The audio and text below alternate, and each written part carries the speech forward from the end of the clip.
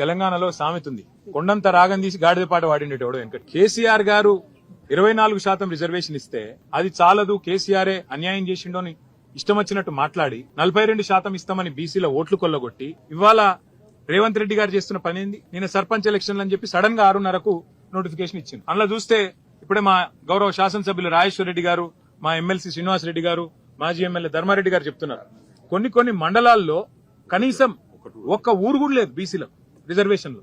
ఇక ఇంతకంటే అరాచకం, ఇంతకంటే కిరాతకం ఏదైనా ఉందా నాకే తెలియదు. మరి నేను ఇంకొక మాట కూడా అడుగుతున్నా, 42% అని చెప్పి కులగణన అని చేసి దానికి 160 కోట్లు ఖర్చు పెట్టి దానికి మళ్ళీ రాహుల్ గాంధీ కితాబులు ఇచ్చి ఇది రేర్ మోడల్, రేర్ అంటే ఏందట అంటే రాహుల్ రేవంత్ మోడల్ అట, రేర్ మోడల్ అని పెట్టి దానికి కాంగ్రెస్ వర్కింగ్ కమిటీలో తీర్మానం పెట్టి ఓహో రేవంత్ రెడ్డి ఆహా కాంగ్రెస్ అని ఊదరగొట్టి ఇలా పీకింది చివరికి. ఏం చేసినావు?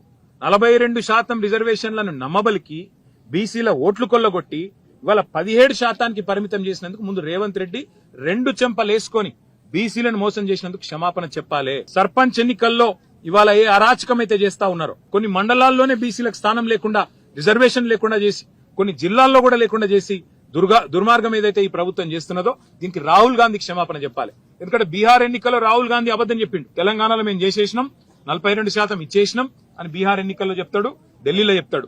అందుకే తెలంగాణ గల్లీల్లో ఉండే మా బలహీన వర్గాల సోదరులకు నా ప్రార్థన, దయచేసి కాంగ్రెస్ పార్టీ మిమ్మల్ని ఏదైతే నమ్మించి గొంతు కోసిందో బుద్ధి చెప్పండి.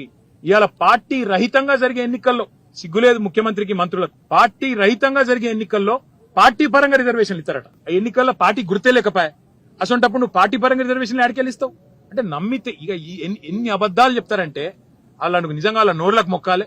మళ్ళొక్కసారి ఇవాళ వీళ్ళ నిజరూపం బయటపడ్డది. వీళ్ళు ఇన్నాళ్లు బీసీల కోసం కార్చిన కన్నీళ్లు మొసలి కన్నీరు అన్నది బయటపడ్డది.